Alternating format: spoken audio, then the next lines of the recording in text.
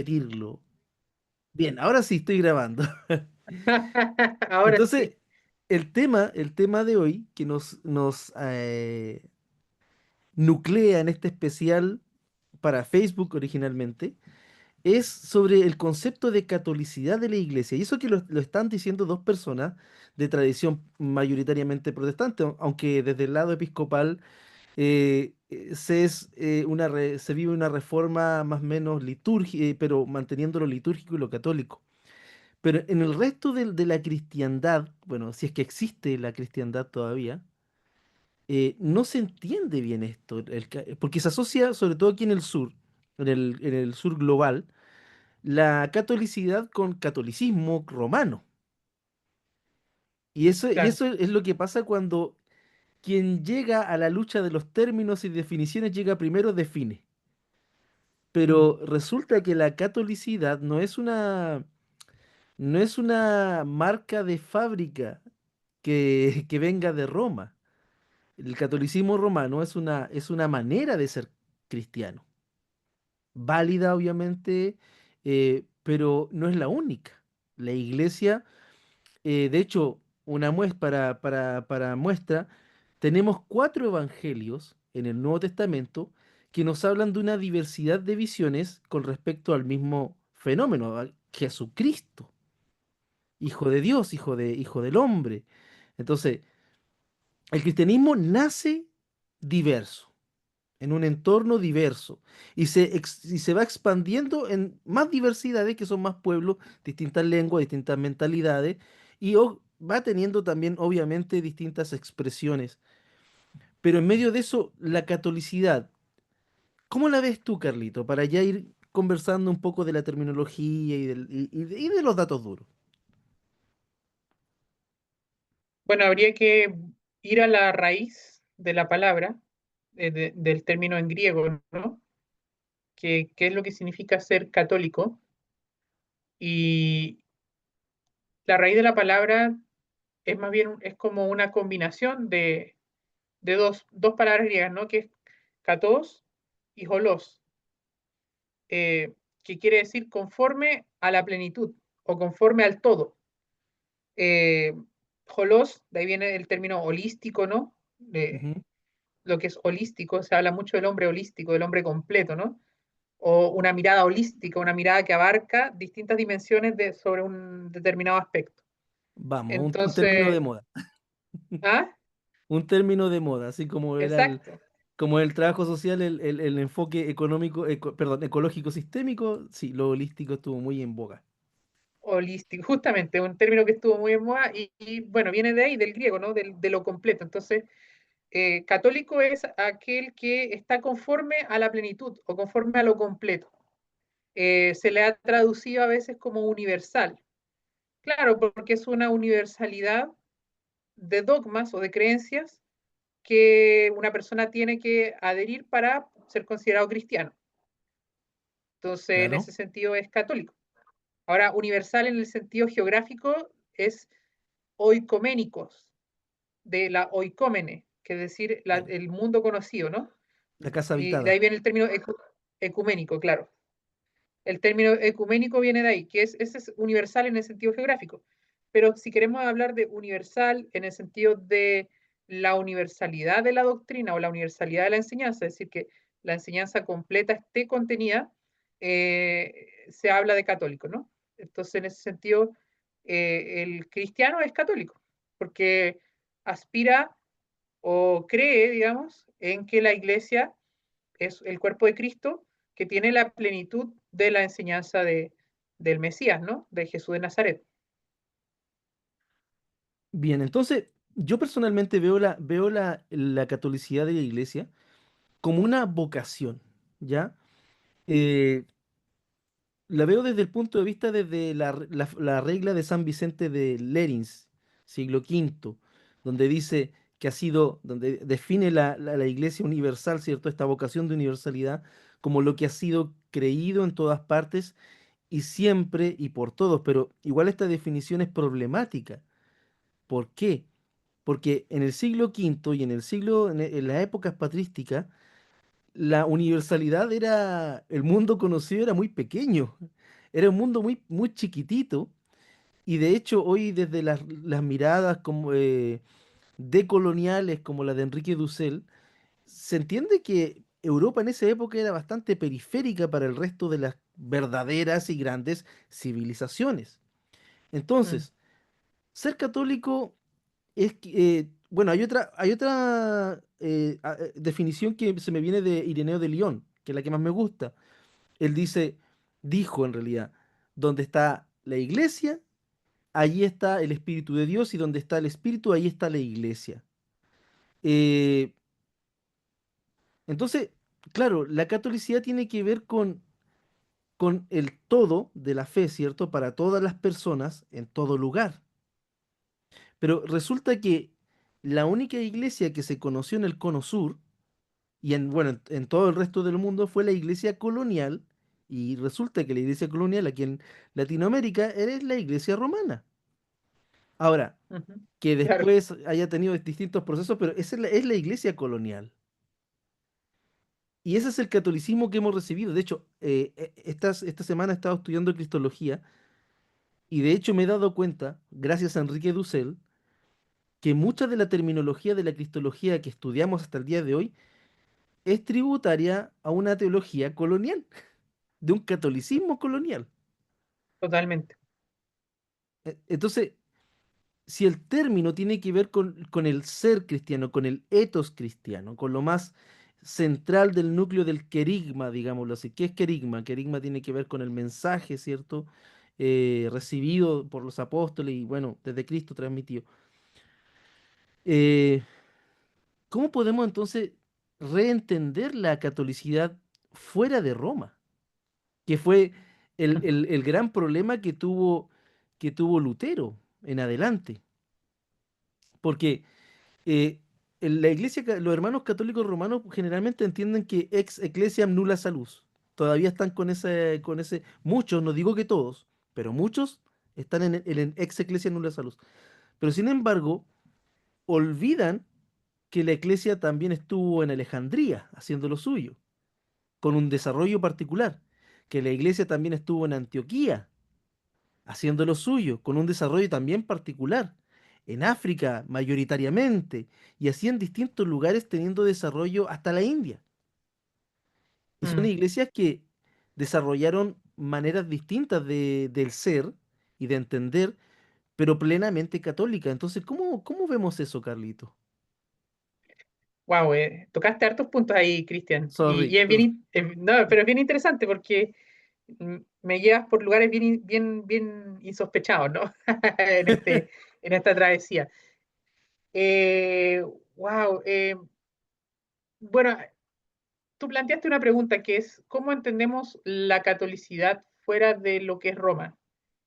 Porque en el fondo Roma utiliza el término católico para Ujú. referirse a ella misma, ¿no? O sea, ellos son la Iglesia Católica. De hecho, el término católico hoy día en el léxico común de las personas se refiere normalmente a la Iglesia Católica Romana. Entonces, normalmente tú dices o eres católico o eres evangélico, ¿no? Entonces, Claro, o te pones cristiano. en esa dicotomía. Ujú. Ahora, la Iglesia Católica declara ser católica porque declara que tiene la plenitud de la doctrina, así como la Iglesia griega se declara ortodoxa porque cree que tiene la doctrina correcta, la ortodoxa, o sea, la opinión recta. Entonces, eh, ahora, eso quiere decir que las demás iglesias cristianas no tienen la opinión correcta. Ahí uno podría preguntarse, o sea, solamente la iglesia que usa ese nombre, ortodoxa, excluye de la ortodoxia a las demás. Un ortodoxo te diría que sí. Lo mismo pasa con Claramente. el... Pues claro, obviamente, sí. Lo mismo pasa con la Iglesia Católica Romana. Para ellos, la plenitud del cristianismo está en ellos y lo que está afuera es defectuoso. Entonces, el protestantismo o la visión protestante tiende a ser un poco más ecuménica y un poco más inclusiva, en el sentido de que sí, nosotros reconocemos que la iglesia es una santa, católica y apostólica, pero Nicea. Nicea pero no Calcedonia. está, claro, pero no está, digamos, circunscrita a una institución, o sea, no tiene una exclusividad respecto de una institución específica.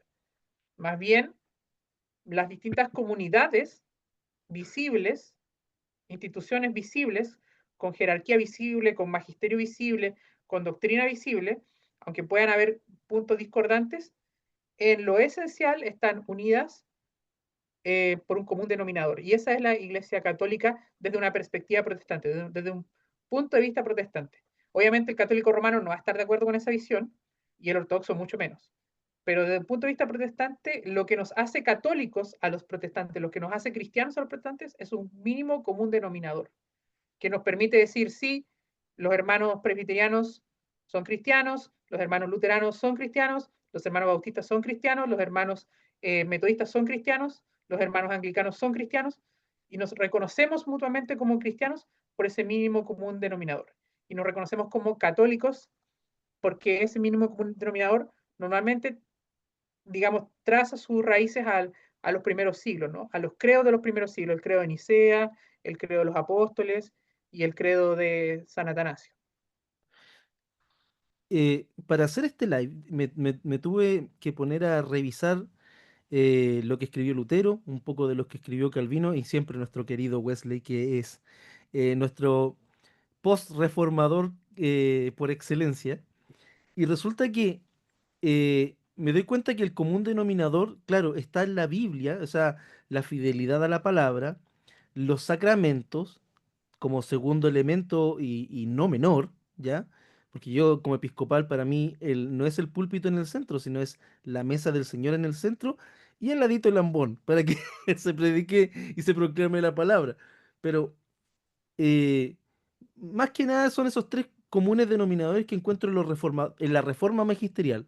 Es decir, palabra de Dios, sacramento y comunidad de creyentes. Ya desde la episcopalidad más clásica, porque hay otras episcopalidades, nos encontramos con la sucesión apostólica, que algo que también se reformuló desde la Reforma. O sea, expliquemos a grosso modo. La sucesión apostólica desde la Iglesia Latina vendría siendo como la creencia, y luego que se hizo parte dogma, en que desde el apóstol Pedro hubo una imposición de manos ininterrumpida como en un linaje por todos los papas y obispos de Roma hasta la actualidad. Algo que desde la Reforma se ha puesto bien en entredicho porque personalmente yo adhiero a la sucesión apostólica en tanto fidelidad al querigma. ¿Por qué? Porque si nos debemos a una sucesión apostólica meramente de imposición de mano, también hay que ver los hechos y nos damos cuenta, analizando la historia del cristianismo, que hubo papas que, o obispos o arzobispos, que mejor ni nombrarlo, mejor olvidarlo, pero ahí están, Mm. los Borgia. ¿Qué sucesión apostólica le puede caer a los Borgia, a esa dinastía? Claro, eso Pero, es ¿qué súper piensas tú? interesante. Wow, eso es súper interesante. De hecho, bueno, yo de repente yo me pongo medio orientalista y hago un poco de religión comparada, ¿no? En el Islam, por ejemplo, está la sucesión de los cuatro califas guiados, Abu Bakr, Uthman, no me acuerdo cómo se llama el otro, y bueno, Ali.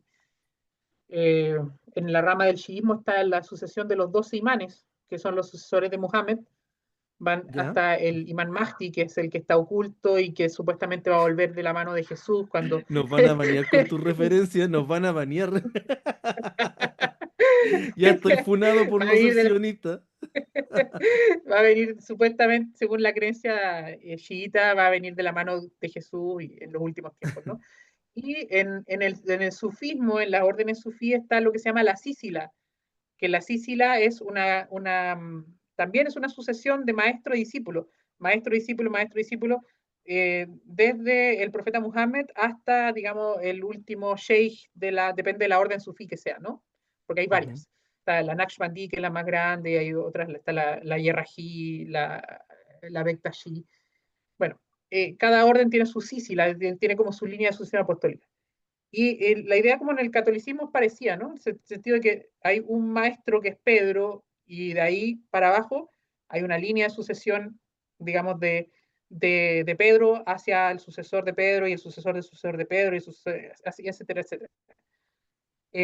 Ahora, en un sentido histórico, de la investigación histórica de los registros, eh, hoy día lo más que tú puedes rastrear una sucesión apostólica de cualquier obispo, tomas a cualquier obispo católico romano, es hasta un cardenal que es del siglo XVI, y ahí se corta el registro histórico y no puedes rastrear más. Y todos los obispos de hoy en día tienen una línea sucesoria que llega hasta ese cardenal del siglo XVI. Y no hay más. O sea, de ahí se corta, los registros son imperfectos. Entonces, eh, una parte de la reforma criticó justamente eso, ¿no? Como en vez de preocuparnos tanto del linaje físico, de la imposición de manos, preocupémonos del linaje en la doctrina. Y en el fondo eso es lo que planteaban los reformadores. O sea, está muy bien que tengamos esta forma, digamos, de tener una conexión histórica con la iglesia primitiva, Claro. pero, pero más importante que eso es que la enseñanza de los apóstoles haya sido preservada hasta nuestros días, hasta nuestros días. Y si la enseñanza de los apóstoles en algún punto de esa sucesión es pervertida, es, digamos, alterada de alguna forma, es corrompida, entonces no es muy útil, digamos, tener esa línea. No es muy útil, no sirve mucho, ¿no? Hay un dicho antiguo entre los predicadores pentecostales americanos de negro que es empty hands and empty heads. Y resulta que manos vacías en cabezas vacías. Porque resulta que eso lo hablábamos ayer con un hermano católico. Hay muchas, pero hay una explosión de muchas iglesias veterocatólicas, anglicanas, continuantes, anglicanas y anglo-católicas y de todas líneas. Y resulta que a mí me llama la atención que todas queriendo definirse en tanto su relación con lo que fue Roma en algún momento, como una impostación tipo los palmarianos, o sea, esa gloria barroca, ¿cierto? De liturgias y rúbricas barrocas totalmente rococó, algo Sí. increíblemente cosplay. ¿Sabes que tenemos que escribir algo sobre este tema? Pero sin una sustancia.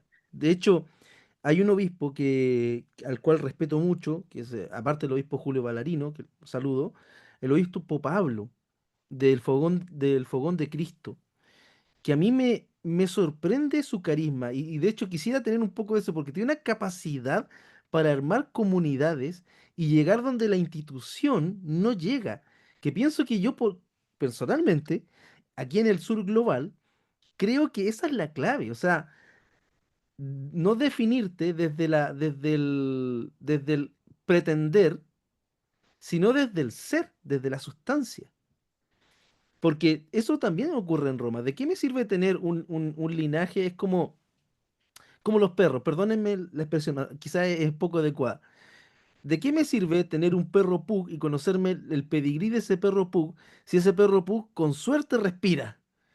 Y con Mm. suerte mantiene los ojos en su órbita porque ha sido inbreed, es el nombre de la palabra, es como así, no es inbreed, Ha sido, ¿cómo se llama esto?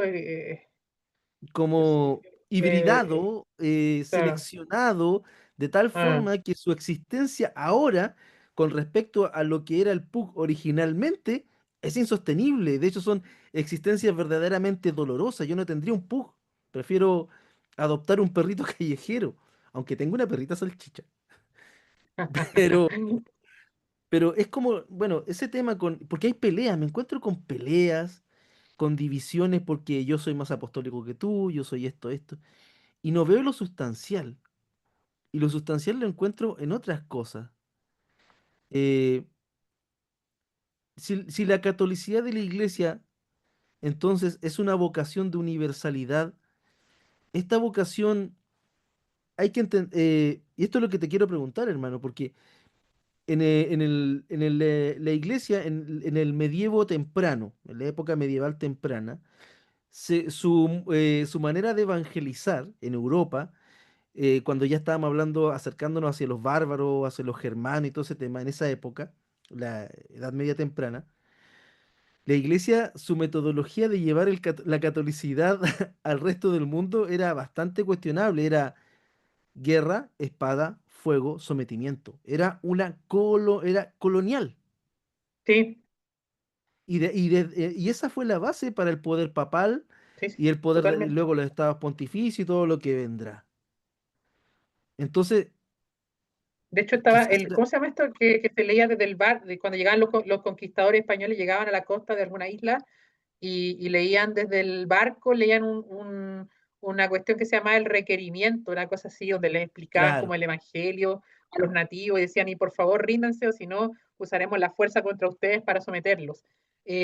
Obviamente estaban obligados a leerlo porque era como parte como del derecho humano de la época, pero lo claro, leían leer desde la el requisición. barco para que nadie lo escuchara, lo leían en español, obviamente ningún indígena entendía español. Entonces era como una farsa, era absolutamente una farsa, porque en el fondo lo que querían era tomar posesión de la tierra con el arcabuz y la espada. Entonces, Ahora, ¿será esa entonces parte de la vocación? ¿Cómo lo ves tú? Porque en el fondo, mucho de esa catolicidad se entiende, y sobre todo desde acá, desde Latinoamérica, mm, como eso, como una iglesia dominante, una iglesia marchando y conquistando. Y eso a mí me claro. da, me da pavor. Sí, yo creo que, bueno, el catolicismo, pongámosle el cristianismo ya para no ponerle toda la culpa, ¿no? A los hermanos de Roma. El cristianismo en general tiene como esa asociación al poder históricamente, ¿no? Porque fue la religión del imperio, o sea, con Constantino pasó a ser semioficial, después con Teodosio creo que pasó a ser oficial del imperio, eh, y ahí entonces, ¿cómo se llama? Siempre ha habido como una ligación de el obispo con el monarca, ¿no? El obispo y el monarca de la mano. Y eso significó siempre que el cristianismo estaba asociado al poder, ¿no? Y eh, con los años 60 se cuestiona esto con la teología de la liberación. La teología de la liberación plantea justamente un cristianismo distinto, que es el Ujú. cristianismo no del poder, sino que es el cristianismo del oprimido. Como el oprimido, el que está, digamos, bajo una estructura de subyugación por el pecado social, ¿no? El pecado Eh, estructural. estructural y social. Entonces, ¿cómo se llama? ¿Cómo esa persona entiende a Cristo? ¿Cómo ve a Cristo? ¿Cómo interpreta el Evangelio? ¿Cómo vive el Evangelio? ¿Cómo el Evangelio en el fondo le habla a esa persona que está, digamos, explotada, oprimida, que es justamente el pobre, ¿no? Y ahí donde, por ejemplo, está la lectura de las bienaventuranzas, donde Jesús habla de bienaventurados los pobres en espíritu, porque ellos serán consolados, bienaventurados los mansos, porque heredarán el reino de la tierra, etcétera. Y eso, ¿cómo se llama? De alguna forma, genera como la idea de ¿cómo se llama? Opción La preferencial por los pobres. opción preferencial por los pobres, justamente. O sea, que Dios, en la historia de la revelación, ha estado siempre del lado de los oprimidos. Eh, Ahora, ¿cómo lo vemos esto? Es muy difícil traducirlo eso en las estructuras actuales de nuestras iglesias. Es muy difícil, porque justamente las iglesias tienen esta tentación grande de la jerarquía del poder y del dominio. Y eso no lo vamos a poder sacar nunca porque es como parte de nuestra naturaleza humana querer dominar a los demás, someter a los demás. Entonces, es parte de la evolución, yo creo, ¿no? El ser humano, desde que era, no sé, por el cromañón, y agarró un palo y le pegó al otro para subyugarlo. Entonces, Mm. eh, Pero eh, es contradictorio porque sí, el mensaje de Cristo, o sea, Jesús yo como enseño en los seminarios donde enseño, fue asesinado. ¿Y quiénes lo Mm. asesinaron? El poder. El Pues, poder religioso, el poder político imperial. Y Jesús, habiendo sido fiel al proyecto de Dios, que es el reino de Dios, y en su consecuencia hasta la muerte, eh, fue asesinado y Dios reacciona en la resurrección de Cristo. Y en esta resurrección vemos la victoria de un Mesías que, eh, que, que choca. O sea, en serio, si vamos al Evangelio y analizamos la opción de Cristo, la opción de Jesús, del Jesús histórico en específico, siempre me pregunto lo mismo. Ayer me preguntaba, estaba hablando con este hermano católico, con Mario, un saludo a Mario. Le decía, ¿cómo puede ser que toda la iglesia esté atomizada en distintas sectas, grupúsculos, y resulta, y todos queriendo pelear por el poder, pero resulta que nosotros somos discípulos de un carpintero, si es que fue carpintero, porque era un maestro chasquilla, desde Chile lo entendemos así, mm, como alguien que hacía de todo para sobrevivir, de Galilea, o sea, de la periferia, y para más remate, lanzado, como decimos también acá, lanzado a rabino. mm, ¿Cómo hemos convertido el mensaje de un rabino pobre de Galilea, un galileo, un nazareno? Alguien, mm, alguien totalmente intrascendente, y lo hemos convertido en esto.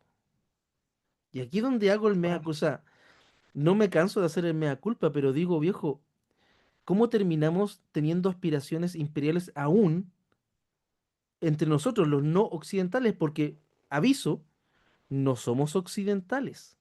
No lo somos. Si usted se cree occidental, usted no lo es. Usted se cree. Y bueno, hoy en día en el mundo donde cualquiera puede hacer cualquier cosa, créase lo que quiera. Pero occidentales, los latinoamericanos, no somos ni blancos, ni hegemónicos, ni occidentales. Somos latinoamericanos. Somos otra cosa. Y aquí estoy siguiendo a Enrique Dussel porque lo estoy leyendo para mi tesis. Grande, Dussel. Y se lo van a Bueno, tener que comer. eso es muy, mira, fíjate que ahí yo, así como haciendo un paréntesis, yo simpatizo bastante con algunos grupos herejes del cristianismo, como lo que pudieron haber sido los primeros anabaptistas y los cuáqueros. Los cuáqueros, que son gente muy bonita, muy linda, Sí. ellos justamente cuestionan esto de la jerarquía, cuestionan esto de que haya una persona que esté por encima de los demás. Y justamente el mensaje de Cristo, el mensaje de Jesús es que el que sea líder tiene que ser el que esté sirviendo a los demás. O sea, él hace una inversión del poder jerárquico. Él dice, el que está primero, el que es jefe, en realidad tiene que ser el servidor de los servidores. O sea, y él dice, incluso el Hijo del Hombre no vino a ser servido, sino para servir. Es una inversión de la jerarquía, ¿no? De la pirámide jerárquica la invierte y justamente el que es el líder es el que tiene que servir al resto. Y eso yo creo que es rupturista y para la época de Jesús creo que ningún sumo sacerdote, ningún alto fariseo habría querido, digamos, aplicar eso. Es Eh, bastante fuerte eso, ¿no? es que Y hasta el día de hoy, sí, yo creo, hasta el día de hoy, ¿quién va a querer ser el servidor de los demás? es que nadie. Ese es el problema. Nadie, ni siquiera en las iglesias. Me llama la atención un Mm, ejemplo. Muchas veces yo trabajo mucho con jóvenes, hablo harto con jóvenes. Creo que es parte de mi carisma. Y resulta que cuando van a las instituciones, si es que los escuchan, si es que hay alguien, los escuchan para invitarlos a otra actividad, en la mayoría de la iglesia evangélica, a una actividad. Pero resulta que todos están tan ocupados siendo ministeriales, siendo denominacionales o confesionales, que nadie está ocupado en lo que realmente urge, que son las personas. Y eso me llama profundamente la atención. Y se nos une, parece que de Paraguay se nos une Carlos. Hola, Carlos. Hola mis renfanitas, ¿cómo están? Les extrañaba. Va de retro con la estrella de Renfán. Oye, ¿y tu mate? ¿Dónde está Carlos tu mate? Por favor, el mate es canónico en este espacio de reflexión. Eh, para mí que voy a entrar en la heterodoxia porque Ah, agüita nomás. no, no. La policía, no. No, por Dios. Oye, voy a tener esos como esos prompts de audio para incluirlo, ¿sí? Pero Carlos, tú que hermano, ay, mira, aquí esto ya es, que Una el infidencia, ya es ornitorrinco. una infidencia, es una infidencia ya. Oye, pero es que esto no puede ser más ornitorrinco. Saludos al Chávez. Mira, entra a un bar un metodista, un luterano confesional y un episcopal. ¿Qué sale? Carlos, desde tu mirada, El viejo. ornitorrinco perfecto. Sí. ¿Qué piensas de la catolicidad de la iglesia desde el punto de vista ya más del luteranismo de Sínodo de Missouri? ¿Cuál es tu perspectiva, querido? A ver, yo creo que hay que hablar desde la realidad, o sea, desde cómo lo ve el luteranismo confesional y Ujú. luego puedo decir cómo yo veo. Ok. Em, a ver, ¿hay verdad en las iglesias cristianas que confiesan el credo apostólico? Sí. Pero siempre hay un término que es un poco ofensivo que es heterodoxia. O sea, que hay un problema ahí de... que hay mucho celo por la confesión. Ese es lo que ve el Sínodo de Missouri, pero eso no implica que no haya diálogo para conocernos. O sea, de hecho que el Sínodo de Missouri tiene bastante diálogo con las iglesias históricas, especialmente ortodoxos y anglicanos y católicos. Pero ahora yo te voy a decir yo, como yo veo. Ujú. A ver, la catolicidad es una. Y si uno confiesa el credo apostólico, en lo personal para mí ya está, es cristiano. No sé si eso te satisface la pregunta o igual podemos seguir. Es interesante porque desde ese punto de vista, un ejemplo, los bautistas, bautistas del sur, todavía se debate, a mí me da risa, perdón, yo respeto a mi hermano y hermana bautista, pero todavía año 2025 se debaten si aceptar Nicea, pues viejo, más que cosa. Y claro, yo entiendo, el credo de Nicea, el credo niceno constantinopolitano, podría ser un buen común denominador de la cristiandad, del cristianismo personal. Ahora, ¿por qué? Porque Mm, tiene todos los elementos centrales. La confesión trinitaria, la iglesia una, santa, católica y apostólica, que es como, pienso yo, que son tres marcas importantes de la iglesia. Y también, de alguna manera, es la vocación de la iglesia a la unidad, que es como algo que nadie predica. O sea, si bien todos estamos atomizados por nuestra historia, las diferentes iglesias y miradas cristianas, en algún momento, y eso Joseph Ratzinger lo venía profetizando, que dice Ratzinger, y lo estoy parafraseando, que la iglesia en algún momento será pobre, será mínima, será pequeña, pero será fiel. Y yo, ¿sabes qué? Apuesto a esa iglesia. Apuesto a esa iglesia.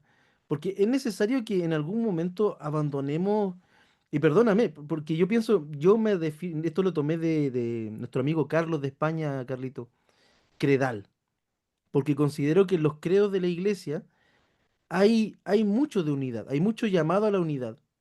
Y el credo niceno apostólico hasta Calcedonia hay bastante.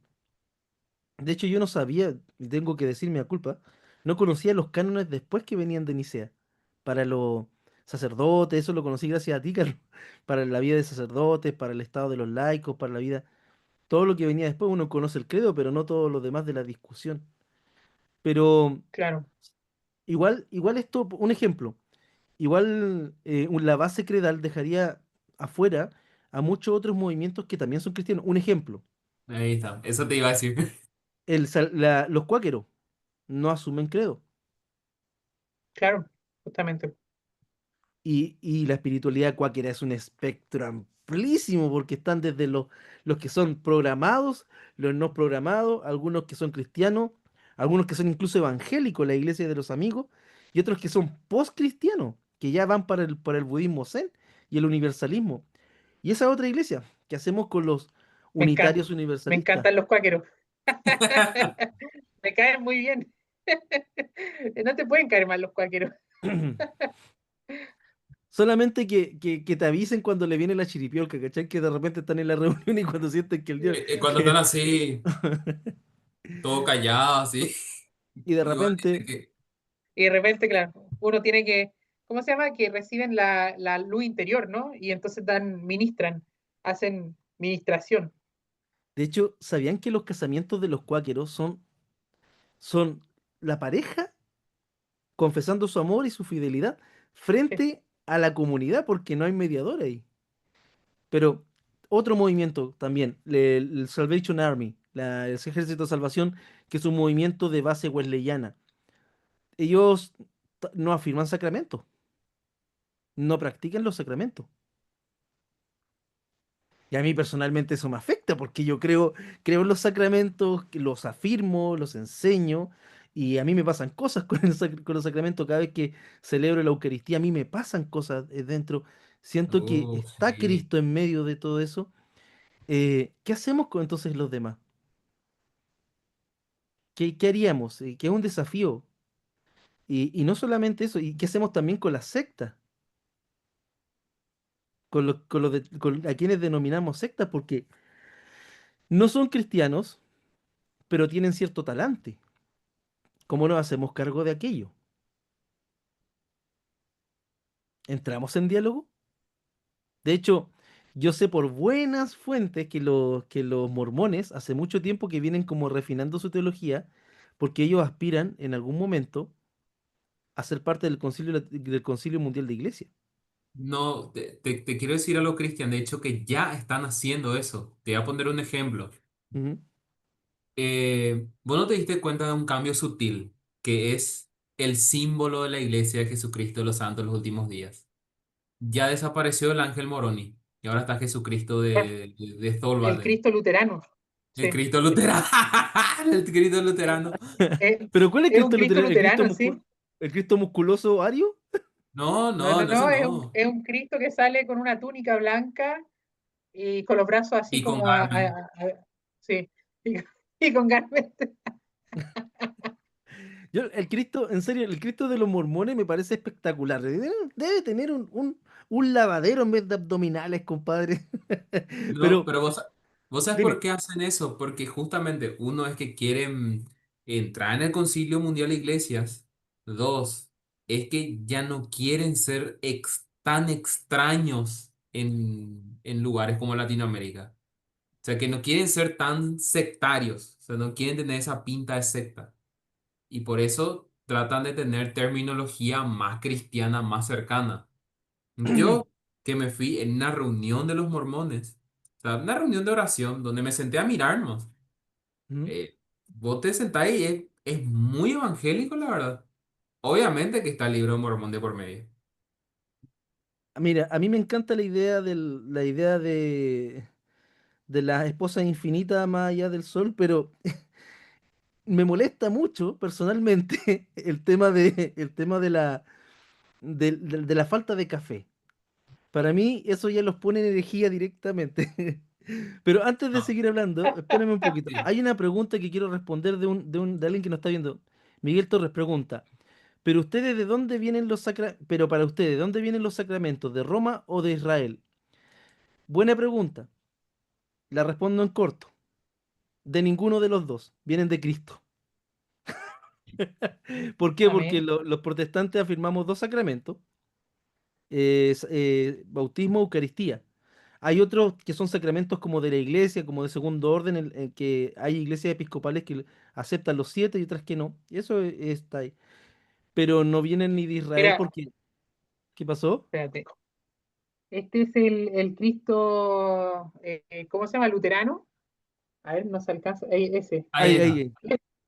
Ese es el Cristo luterano, pues, el que El que usan Ah, los mormones ahora. Es uno que tiene como los brazos extendidos. como No, para no sé, abajo, pero sigue así. estando definido. Sigue, pasó del CrossFit al calisthenics. Es un Jesús calistérnico. Bien. Pero volviendo al tema, entonces, ya, tenemos entonces a los mormones que quieren entrar en eso. Ahora, ojo que igual hay que ser generoso en el diálogo. ¿Por qué? Porque recordemos que entre los años 80, 70, 80 y 90, Chick Publications nos enseñó que los hermanos adventistas del séptimo día son la secta más hereje, satánica del mundo. ¿Y por qué? Porque aceptan a una profetisa y porque les gusta cuidar el cuerpo y comer sano, lo cual no me parece mal. Y resulta que los hermanos adventistas del séptimo día, si bien tendrán sus particularidades, porque me he dado cuenta, toda iglesia tiene sus particularidades, me he dado cuenta que ellos afirman muchísimo, muchísimo de de la catolicidad. No sé si afirman ni sea, pero de que lo estudian, lo estudian. Yo te puedo decir eso, Cristian. Mi hermano estudió en un colegio adventista de la Iglesia Adventista del Séptimo Día, y me acuerdo que varias veces nos invitaron a sus estudios bíblicos, y parte de los estudios bíblicos que nosotros hicimos, partimos desde la base de cómo se definía la Iglesia Adventista del Séptimo Día, y estaba el credo de Nicea. O sea, definían su fe desde el credo de Nicea, así tal Creo cual. que, creo Obviamente que, con filioque, pero estaba el credo de Nicea. creo que ellos tuvieron luego una evolución. Ellos creo que Sí. eran arrianos en sus inicios. O Sí. sea, que ellos creían que Jesús era el ángel Miguel. Pero ahora, justamente porque yo creo que por gracia divina, pero también es un poco de tratar de entrar más en el evangelicalismo americano, tuvieron que aceptar la Trinidad. Ahora, no es lo mismo como los mormones que ellos estuvieron en Utah, estaban muy aislados y por lo tanto ellos podían hacer lo que querían, hasta que tuvieron que salir al mundo y se dieron cuenta de que la gente lo ve de manera muy rara, digo yo, ¿verdad? Mm. Bueno, básicamente aquí en los años 70 se les conocía como, como espías espías del imperio. Se sabía, se decía, pero ya fuera estamos en el año 2025. Entonces, bueno, ¿para qué hablar de los testigos de Jehová? Porque ahí prácticamente cristianismo, hay un poco de cristianismo en tu secta. Ellos ya son como van por otro carril. De hecho, Rusia, yo encuentro sabio lo que hizo Rusia. Rusia los declaró una secta destructiva. ¿Por qué? Porque estos tipos, cuando llegan a hacerse miembros, firman un documento donde, aunque se estén muriendo, nadie de su familia puede intervenir, ni ellos mismos, para que se le haga una transfusión de sangre o una transfusión de órganos, lo cual ya pasa a otro terreno. Ya vendríamos hablando de un terreno ya. Bueno, Carlito, nuestro querido, sabe de nuestro querido jurídico, pero eso ya es demencial. Claro. Porque va en contra, o sea, de hecho, transgrede el tabú cristiano, judeo-cristiano, por decirlo así. El tabú cristiano, porque los otros ya están por otro lado. Pero el tabú cristiano del Dios de la vida. Van en contra de la Mm. preservación de la vida por una creencia particular. Y eso es Claro, yo entiendo interesante. que ellos toman el mandamiento de no consumir sangre, Ujú. eh, que está en la Torá, lo toman, y lo relacionan con las transfusiones, porque dice que en la sangre está la vida, ¿no? Por eso Dios prohíbe, digamos, consumir sangre. Eh, Pero eso es ahora, una interpolación del testamentaria, pero que va por... claro, o sea, obviamente es una cosa muy sectaria, y muy de ellos, ¿no? Básicamente, pero que ha generado varios conflictos porque justamente si, por ejemplo, yo médico voy y le salvo la vida a un muchacho que era testigo de Jehová Ujú. y le hago una transfusión de sangre y le salvo la vida, yo no le estoy devolviendo a su hijo, a esa familia, le estoy devolviendo un zombie, porque para ellos ese hijo ya está muerto espiritualmente. ¿Te das cuenta Es que a ver, Les estoy devolviendo un zombie. sí, pero date cuenta de esa desintegración familiar por una estupidez. O sea, es una... Sí, es horrible, es horrible. es- Y de hecho Pero, yo por eso afirmo la decisión de Rusia de declararlos secta peligrosa porque lo son. Sí, Transgreden. pero puedo complicarle un poco la pregunta, a ver cómo Dale, responde, padre. dale, dale. A ver. Mira, si es una doctrina, o sea, es una creencia particular, el tema de la transfusión de sangre, nosotros consideramos que es malo. Pero ahora, ¿qué pasa, por ejemplo, con tu fe en sí? Para otros es una creencia particular. No sé si me explico, o sea que... Lo que pasa ¿cómo? es que, a ver, podría reformularlo porque yo lo entiendo, pero considero que a lo mejor no se entiende a Vox Populi. Ah, bueno, dale, dale. Pero reformula tú, pues, hermano. Ah, bueno, lo voy a hacer otra vez. Ujú. Ya que nosotros consideramos que es malo lo que hacen los testigos de Jehová con el tema de la transfusión de sangre porque es su creencia, ¿qué pasa con nosotros que cuando tengamos que defender nuestra fe hasta la muerte, los otros consideren lo mismo que nosotros condenamos a los testigos de Jehová? No sé si ahora sí bajé ya mi... Sí, entiendo, es como un tema Ya. de la libertad de conciencia, ¿no? De hecho, Sí, ahí está. los testigos de Jehová defienden su práctica en base a eso, a la libertad de conciencia, a la libertad de creencia, etcétera. O sea, usted, caballero, éticamente, usted puede defender es ético que usted defienda su libertad de conciencia, sus derechos humanos. Ahora, de ahí a que, como dicen los juristas, que sea legal no significa que sea correcto. Mm, Y que usted defienda desde su conciencia no significa que su conciencia esté en lo correcto. Usted puede ser una persona sincera, pero también puede estar sinceramente equivocado. ¿Me entiende? claro. Yo creo que Porque claro, habría que ver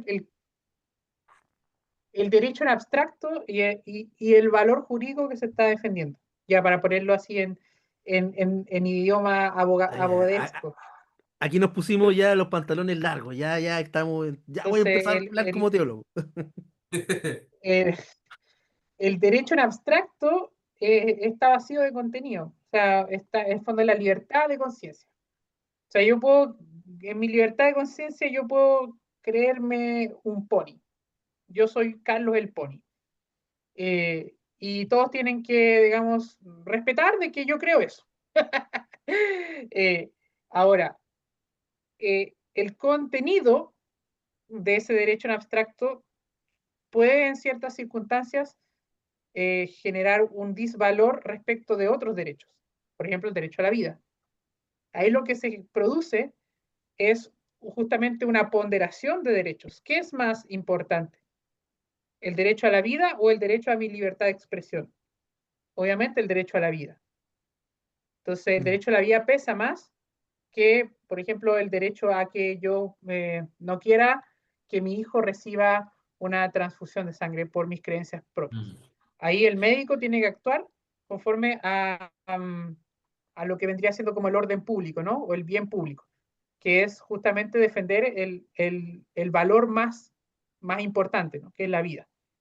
Entonces, es curioso, es curioso eso, pero Oye, pero da para muchas discusiones, da da para para mucha muchas... discusión, porque Sí. es una parte de la ética que se busca resolver en el mundo evangélico específicamente de una manera muy simplista.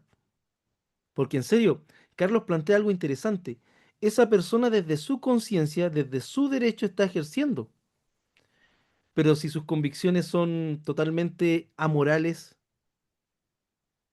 y ahí hay que ver, hay que entrar a valorar. Y qué complicado que las autoridades civiles entren a valorar eso por sobre el cuerpo ajeno. O sea, imagínate, tú eres el hijo que se está muriendo de un testigo de Jehová, necesitas transfusión, tú no sabes si quieres vivir o morir, tus padres dicen no transfusiones y el médico queda ahí. Eso es lo Sí, importante. Y ahí es donde el médico tiene que entrar o sea, si es que está formado en ética, porque no todos los médicos tienen una inclinación profunda hacia la ética, aunque debería ser en toda profesión, pero resulta que a todas luces la situación es es bizarra. Y es más como, Hay otra bizarra que te puedo dar, dale, dale. que, que es, esto pasó, yo vi una vez. Una persona llega a urgencias, se le tiene que hacer una traqueotomía. Al abrirle, tiene un tatuaje que dice no revivir. Ya, ¿Qué haces? ¿Qué haces? es un tatuaje. Si yo me tatúo un completo, no significa que si me hacen una transfusión me inserten un completo. Por mucho No, que me no, no, no, gusten los no. Pero completos. dice, dice específicamente, dice, no Sí, revivir. sí, sí. Pero Wow. vamos a suponer que la persona decidió ponerse y judicialmente tienen que hacer caso a ese tatuaje.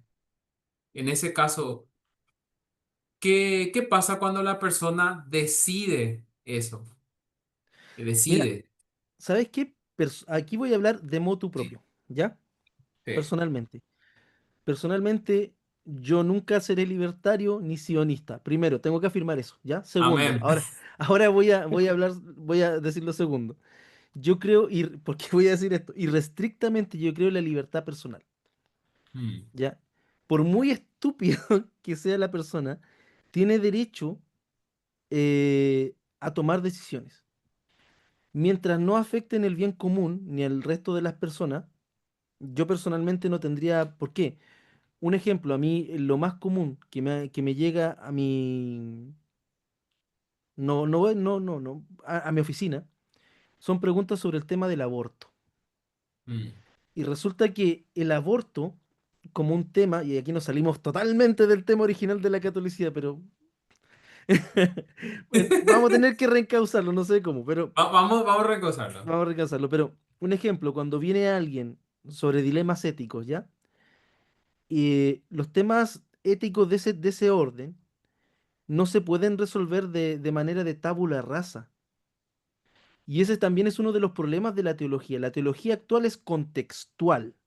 ¿Por qué?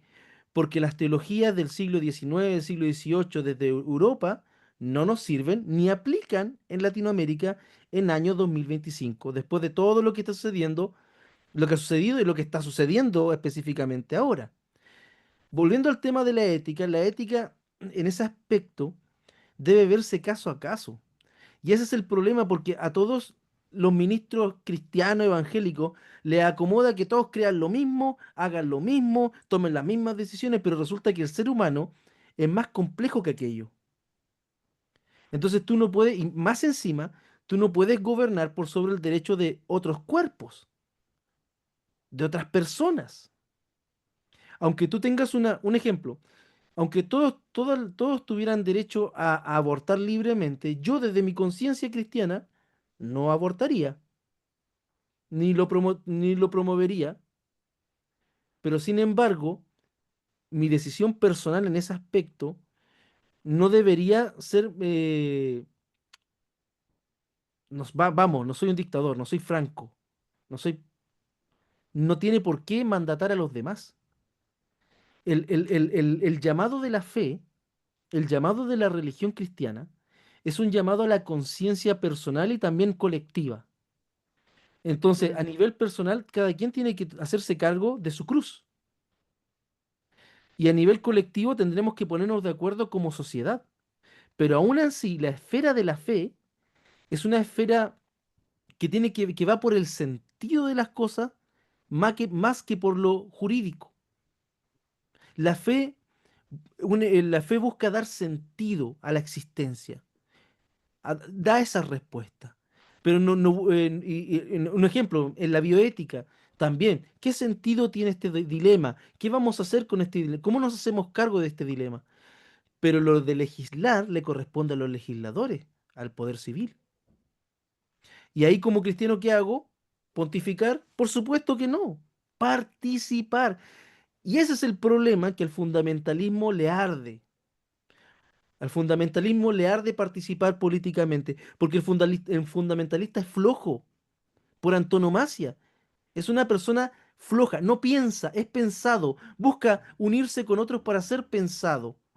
pero no piensa, El fundamentalista es un escapista Mm, por excelencia, ¿no? O sea, lo que busca el fundamentalista es precisamente huir del mundo, ¿no? O sea, básicamente su Sí, separación del mundo es tan extrema que no quiere participar en nada del mundo. Y en ese sentido, el fundamentalista incluso es anticristiano, porque Cristo dice, le pide al Padre, le dice, yo no te pido que los saques del mundo, sino que los preserves, digamos, mientras están en el mundo, ¿no? Y cuando dice ustedes no son del mundo, pero los mando al mundo, ¿no? Los mando con la gran comisión, que es hacer discípulos, bautizando en el nombre del Padre, del Hijo y del Espíritu Santo.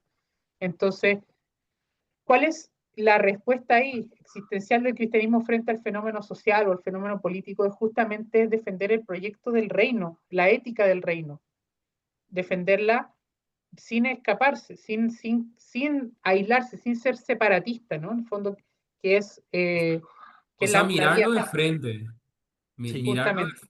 mirarlo de frente, o sea, perdón que te interrumpa, así voy a ver si reencauzo a la parte de la Sí, ¿no? catolicidad. Está súper bien. Acá está el camino. Eh, yo creo que el fundamentalista, lo que es todo lo que no es catolicidad. Mm, Si vos, por Mm, ejemplo, si yo soy cristiano, yo no puedo sencillamente o solamente juntarme con otros de mi creencia, sino que justamente mirar lo que es la sociedad de frente. A ver, ¿qué hacían los cristianos cuando... Hay una historia muy linda que es que cuando a los bebés que le tiraban en Roma para que mueran, creo que le tiraban los vertederos, los cristianos se iban y la adoptaban. O sea que no es que actúan de una manera fundamentalista y dicen, no, esto no es mío, esto no nació en una familia cristiana, no, que no sé qué, sino que se hacen cargo de lo que pasa en la sociedad. Y ahí y yo creo que ahí puedo conectar con la catolicidad.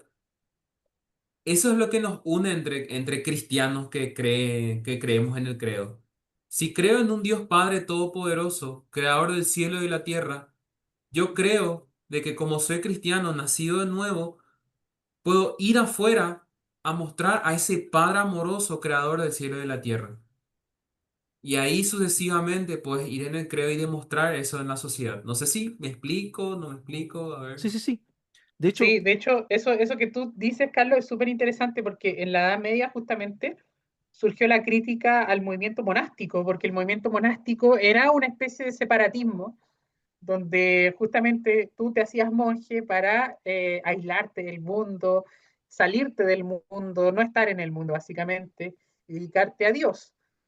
Eh, pero ahí surge la crítica a que este movimiento monástico se aburguesó, ¿no? ¿Cómo Sí, pasa esto? Se aburguesa, suele encuentra suceder. su comodidad. Y ahí surgen los movimientos mendicantes, que son los dominicos y los franciscanos, que ellos son monásticos, en el sentido que tienen una regla, tienen una vida de claustro, etcétera, pero son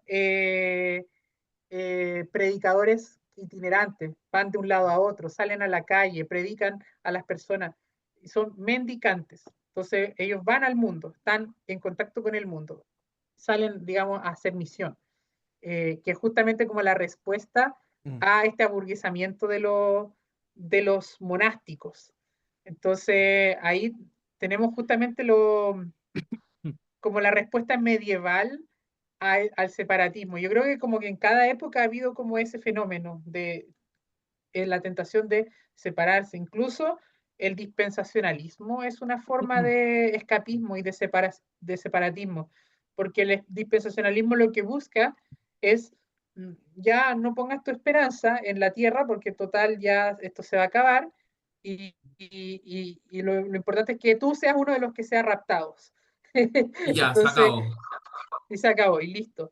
Entonces, eso es súper, es una teología muy castrada porque no te lleva a ningún tipo de acción, te lleva simplemente a una especie de individualismo místico, donde tú tienes que portarte bien, tú tienes que, digamos, ir a la iglesia, orar y esperar de que tú eres uno de los que va a ser, digamos, raptado y se va a ir, digamos, con Jesús cuando venga su segunda venida. Entonces, Es una santa eh, cobardía, así de simple.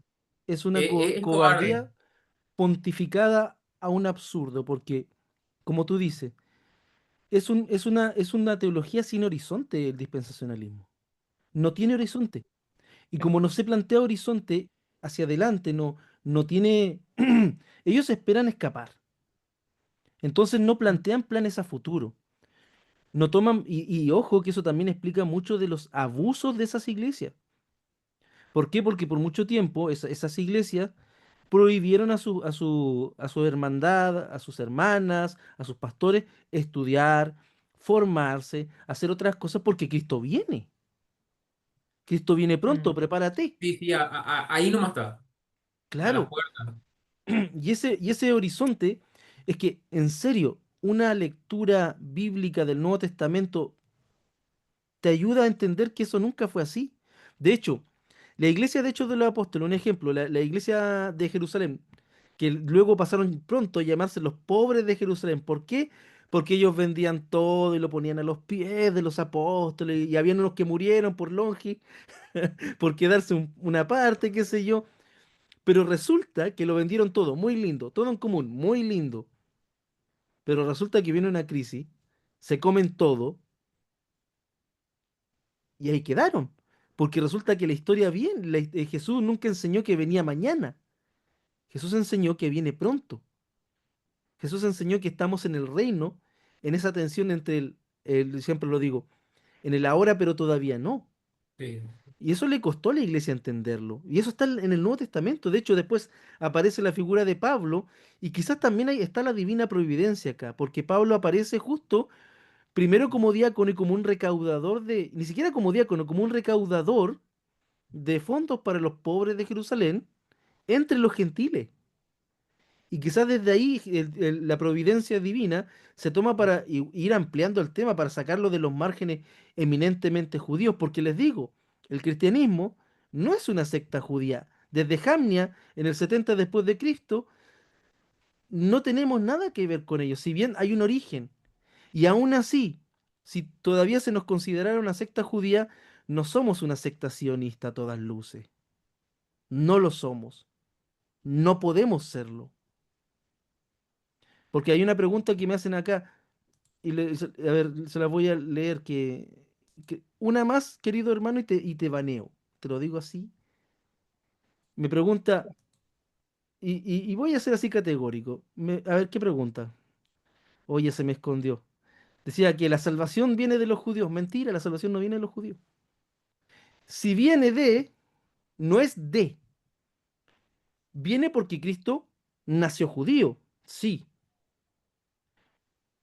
pero Cristo no era judío. Cristo era Cristo. O sea, sí, era judío y el Cristo histórico, por supuesto, pero la salvación no viene de ellos. El ser judío no lo salva. Léanse Hebreos, por favor, dispensacionalista, fundamentalista, lean Hebreos, lean ¿Puedo, Santiago. puedo- puedo decir algo hay que, rápido hay que ahí? leer, hay que leer esa carta cuando Pablo dice que la salvación viene de los judíos, se refiere también dentro de su contexto histórico. Él está hablando justamente a los judíos, les está hablando a ellos, les está diciendo por qué no es cosa poca que ellos, siendo judíos, puedan ser cristianos, ¿no? Diciendo que es como una doble bendición en cierta forma. Pero en el fondo, en el contexto de ellos, claro, es decir, que ellos viene la salvación porque los judíos fueron los guardianes de la escritura, ellos a través de su tradición conservaron la escritura, y porque el Mesías Jesús nace, digamos, de un linaje judío. Pero en ese sentido viene la salvación de los judíos, en ningún otro sentido, y mucho menos en un sentido actual, mucho menos en un sentido de lo que hoy día es un Estado, digamos, el Estado de Israel, o ninguna de Y esas voy a cosas. hacer voy a ir un Obviamente, poco más allá. Hermanos evangélicos sionistas, háganse judíos. Por favor, vayan, circuncídense, coman kosher, díganle a sus mujeres que cuando tienen la nidá, el que sabe algo de hebreo entienda, que se vaya a hacer las abluciones rituales a una sinagoga a ver si se lo dejan. Y luego de conversos, porque yo conozco conversos al judaísmo desde el mundo evangélico, los conozco. sí. Hicieron aliyá, se fueron a Jerusalén. No llegan a ser ni siquiera judíos de tercera categoría, porque investiguen lo que hicieron el Estado sionista, lo que hizo con los judíos de talante africana, con los etíopes. Son ciudadanos de cuarta. Mm. Por favor, discernimiento, viejo. Yo, Claro, la yo salvación. quiero... Disculpa, Carlos. No, no, no, continúa, continúa, continúa. No, Dejamos. no quiero centrarme en eso. Catolicidad, catolicidad. Ahora, Ah, bueno, la salvación viene de Cristo. Y lo Y interesante claro, es que San Pablo dice que ya en Cristo, o sea, en esta nueva renovación de la alianza, en este nuevo pacto, en Cristo ya no hay distinción entre el judío y el gentil. Ya no hay una distinción, en sino que Cristo todos no. son unos en Cristo. Exacto, Entonces, lo que él está diciendo ahí es que lo genético, lo étnico, pasa a un plano, ni siquiera a un tercer plano, ya no es relevante, sino que lo relevante es la fe. Y él se remonta a Abraham, porque Abraham no era judío, Abraham era caldeo. Y de hecho, a Abraham se le considera el padre de la fe y dice, de la simiente de Abraham serán bendecidas muchas naciones. Pero ¿qué es lo que, digamos, hace la simiente de Abraham? Porque él es el padre de la fe. No es lo genético, es la fe de Abraham. Es la fe en el exacto. único Dios. Una fe monoteísta, que ojo que los estudiosos de verdad la plantean no como monoteísta perfecta, sino como una monolatría originalmente. Eh, el tema es que, a ver, volviendo al tema de la catolicidad, en serio, el dispensacionalismo rompe con la catolicidad. ¿Por qué? Porque lo que han creído en todas partes, lo que ha creído la patrística, lo que ha creído la iglesia, incluso, ya, no vamos a tan atrás de la patrística, la reforma, nunca ha sido un escapismo. Si fuera por eso, imagínate si Lutero hubiera sido dispensacionalista. No habría Biblia en alemán. Los alemanes todavía estarían divididos como en 57 sublenguajes. Gutenberg, adiós, ¿por qué? Porque Cristo viene pronto. ¿Te imagináis a Calvino? Los quemaría más rápido. Cerveza habría hecho su dictadura más rápido porque Cristo viene pronto. Pero volviendo al tema del catolicismo, de hecho, por eso los credos de la iglesia antigua, incluso los 39 artículos de religión, no afirman ninguna cosa más que le veremos, él volverá, creemos que él volverá, creemos que le veremos de alguna manera y que él reinará. Y considero que esa es toda la escatología que una iglesia necesita, que es esperanza y nada más, la clave de esperanza. Mm, Eh, De hecho, me pasó. Tú sabes, Carlito, y bueno, Carlos sabe, una vez en un funeral, habían un grupo de sectarios fundamentalistas y el oficio fúnebre que estaban dando era pésimo, era horrible. Era hablar sobre la persona que había muerto y no le veremos más, y cuando Cristo venga, y no le veremos más. Y el ambiente en esa iglesia era lúgubre. Y afuera había un diácono católico que nos juntamos, me dijo, padre.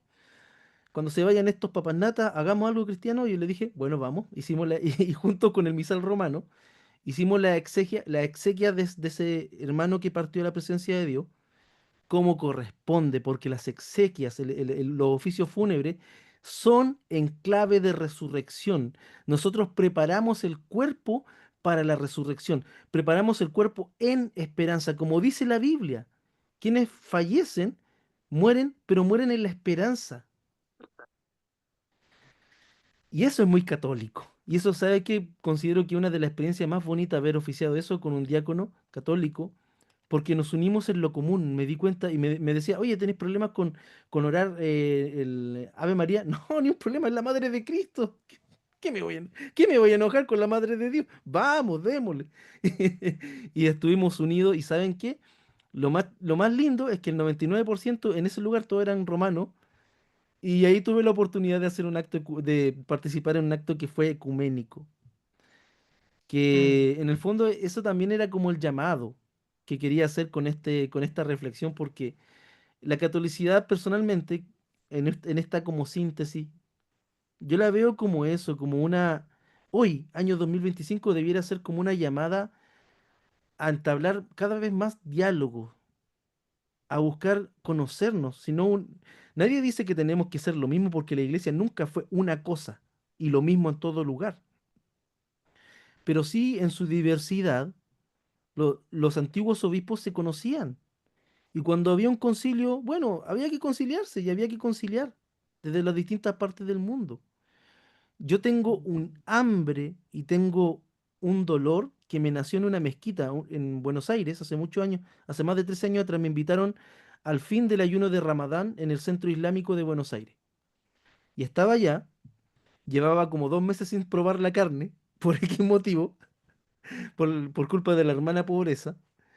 Y resulta que en ese fin de ayuno del Ramadán comí la carne que no había comido en varios meses, porque cuando se terminaba, ahí conocí que los chaguarmas eran unas cosas espectaculares, gigantes de carne de cordero, pero lo que más me impactó hasta el día de hoy es que en ese lugar estaba lo que Hechos de los Apóstoles nos enseña, nos describe.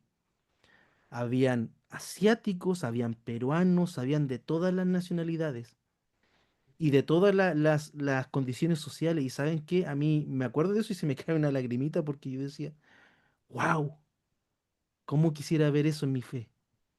Mm, ¿Cómo quisiera? Viejo, en ese centro islámico estaban chiitas y sunitas, porque era el centro islámico, o sea, qué sé yo. Incluso hubo hasta una pelea, que no hay ni una pelea por algo, un desentendimiento, porque en serio gente hablando distintos idiomas, distintos trasfondos. Pero se reconcilió y todos comiendo y celebrando el fin del ayuno de Ramadán. Yo, ¿sabes qué? Eso es lo que anhelo. Yo cuando lo viví en Argentina vi que todos se conocían, los metodistas se conocían con los católicos se conocían con los valdenses, los luteranos, sínodos del Río de la Plata. Y cuando llego a mi país, me doy cuenta que habiendo mucho más iglesias, incluso que en el lugar donde estuve, en Buenos Aires, nadie se habla con nadie, viejo. Y pareciera que la iglesia que está al otro lado no tiene ninguna. Es que es raro, es como confesamos lo mismo. Algunos bautizan bebé, otros bautizan adulto, lo que sea, pero es lo central de la fe. Creemos lo mismo y no somos capaces de mirarnos, de mm, reconocernos. Y eso me da mucho dolor. mm, Eh, Tú sabes, yo buscaba un lugar para poder hacer un oficio y nadie. No, porque tengo que hablar con el directorio de denominación, tengo que hablar con el obispo y tengo que hablar con gente que, bueno, esos obispos, un tema que algún día tenemos que hablar, de puro nombre, gente de puro nombre. Entonces, ya como cerrando la reflexión, ¿la catolicidad qué vendría siendo entonces, Carlos y Carlos? Esta Aquí, vocación. hermano Carlos Peralta. Carlos Peralta y Carlos Salazar. Que ya como palabra yendo al cierre, porque a mí me encanta conversar con ustedes y me ha encantado este espacio, tenemos que repetirlo, estos lives, porque son de mucha edificación. Imagínate, metieron a una cantina a un luterano, a un metodista y a un episcopal, y salió una buena conversación. Y Eh, terminamos hablando del iftar de Ramadán. sí, del iftar de Ramadán. Oye, esos niñitos envueltos, es que ahí me di cuenta que la carne es con limón. Qué delicia. Sí. Ah, qué rico. Y eran con hojas de parra, ni siquiera eran con hojas como que también se hace con hojas de repollo. No, eran con hojas de manjar. Bien. Palabras al cierre, querido nuestro invitado más lejano de allá de Paraguay. Algunas palabras al cierre de este podcast. ¿Vos qué pienso?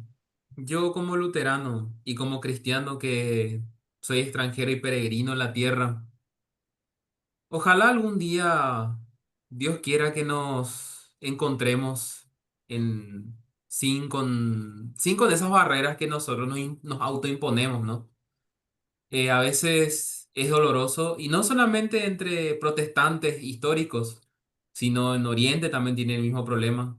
Ojalá algún día no pensemos todo de una misma manera, sino al menos nos comprendamos. Mm, Porque yo creo que no es que yo quiera imponerle a Cristian Vidal o a Carlito Salazar lo que yo creo, sino que justamente dialogar, Mm, enriquecernos juntamente y entendernos, al menos. O sea, yo creo que eso es lo más humano y es algo que Cristo nos manda a hacer. Y amén, esa es mi reflexión. Ojalá estemos así y que, ya que mencionaste el tema de por qué en las iglesias nadie se habla, que se termine ya eso de que no nos hablemos, que estemos todos así con cara así de Moai, todo serio y, y saltemos la barrera y hablemos, no sé. ¿Qué digo yo? Ahí termino mi amén, reflexión. Mm. amén, amén. Carlos, el joven. Bueno, yo creo que la catolicidad tiene que ver con un tema escatológico y profético igual, en el sentido de que, ya que hablábamos de la promesa de Abraham, que decía que en la simiente de Abraham serán bendecidas muchas naciones, justamente es eso, o sea, como que la fe en el único Dios, la fe en Cristo, la fe en que vino este Mesías, digamos, justamente a redimirnos, la fe que compartieron los apóstoles y que está, digamos, bellamente expresada en esos credos, es el piso común que tenemos nosotros. Y yo me siento cómodo en ese sentido con todos los hermanos que confiesan esa misma fe, que son cristianos, sea católico romano, sea, digamos, bautista, sea metodista anglicano, que sea, qué sé yo, presbiteriano, pero al final somos todos cristianos, ¿no? Entonces, y creo que es algo que tú también lo decías en algún momento, Cristian, a veces tanta etiqueta, tanta como tribalismo denominacional, nos hace mal y deberíamos como identificarnos como cristianos, más que nada. Eh, y católicos, obviamente. O sea, yo creo que son sinónimos. Ahí está la gracia, ¿no? de la catolicidad. En el fondo, el catolicismo es nada más ni nada menos que el cristianismo y viceversa. Yo por eso, hermano, estaba escribiendo un artículo pero lo voy a macerar, pero era sobre eso. ¿Por qué yo no predico anglicanismo? ¿Por qué? Yo no predico nunca, no me vas, muy difícil, o sea, de repente hablo de los 39 artículos, pero no me vas a ver pontificando sobre lo que considero mi herencia, porque entendí que primero que cualquier cosa, soy cristiano y soy ser humano. Y mi idea es predicar cristianismo. Ahora, yo no considero que ningún cristianismo sea mejor que otro. Considero que hay cristianismos que son sanos y otros que están enfermos y otros que deberían morir. Mm. Así de radical. Y dejémoslo morir tranquilo. Pero más allá de todo eso, considero que como cristiano, eh, la vocación de la iglesia es esa, como dices Carlos, es la catolicidad de la iglesia, es ser católico es ser cristiano. Ahora, que dentro de ese catolicismo tú te identifiques más como Roma, bien, bien. Y si que tú te identificas más como luterano, bien. Y te sientes cómodo y te sientes bien, bien. Porque a final de cuentas, en ninguna parte de nuestra escatología, o perdón, en ninguna parte ni del Apocalipsis, ni del Nuevo Testamento no se dice nada. Se dice o cristiano, que era un nombre peyorativo, o los del camino, que fue el nombre que se pusieron a sí mismos Mm. los seguidores de este camino. Entonces,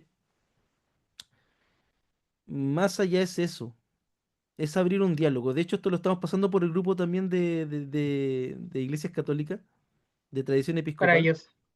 Le mandamos un saludo de hecho me hiciste recordar al obispo Pablo de Fogón de Cristo, Mm, porque él se identifica fuertemente con el magisterio romano. Él lo dijo en una vez, creo, me lo comentó, eh, que se identifica fuertemente con la idea de un magisterio muy cercano a Roma, pero él es un católico independiente, o sea, de una iglesia veterocatólica, tengo entendido. Entonces, para que tú veas que hay una diversidad muy grande dentro de lo que es la catolicidad de los cristianos, yo me identifico quizás más con un protestantismo. Cristian se identifica con la episcopalidad y con la teología de América Latina. Y ahí tenemos aquí nuestro hermano Carlos, que es luterano confesional. También es una forma de catolicidad propia, ¿no? Entonces, eso es bien interesante. Y bien, el llamado entonces es ese, a dialogar, a conversar, a juntarse, ojalá, y compartir mate. Ojalá aquí en Concepción, donde yo resido, podamos en algún momento unirnos en torno, muchas veces ni siquiera hacer algo. Nada tiene que ser todo por un Mm. propósito, por una utilidad, simplemente por compartir. Es mi sueño y ojalá algún día lo podamos construir, porque las cosas como la paz, como la comunión, como el ser cristiano, son cosas que se construyen día a día. Así que muchas gracias, Carlos, el menor, Carlos Salazar, por participar de... Él viene desde Querigma, católico evangélico, y nuestro amigo Carlos Peralta, de allá del Paraguay. Y bueno, ahora, ¿qué dicen ustedes? ¿Qué piensan ustedes? Leandún, Leandún. Ya que estamos, ¿eh? Leandún, Leandún. Lean Antropología Teológica de Amélie Mais. Es Ah, Esperen, yo sigo. un monumento de antropología teológica. Yo que soy un aspirante a teólogo, pucha que me ministra esta cuestión. maravilloso. A Yo ver, mientras estoy leyendo un poquito de, no sé si se ve. Ah, ley leyeron ustedes. evangélica. Ah, Sí, buenísimo. yo sé que es un poquito durito a veces, Walter, pero para el Evangelio está bien. No es perfecto, pero Pero se lean. acerca a lo que siempre pensé. No, pero Carlos lean. Milanés. Hay que leer, lean. Hay que tener una piedad ilustrada. Y fuego Amén. pentecostal. Samaya so. Eso, soja. Y bien, con el fuego pentecostal nos vemos para la próxima. Ojalá la próxima semana tengamos otro tema y seguir conversando en este Teonautas Live de esta fecha. Un abrazo, hermanos. Gracias por la Un participación. abrazo. Chao, Chao, Chao, chao. chao. chao.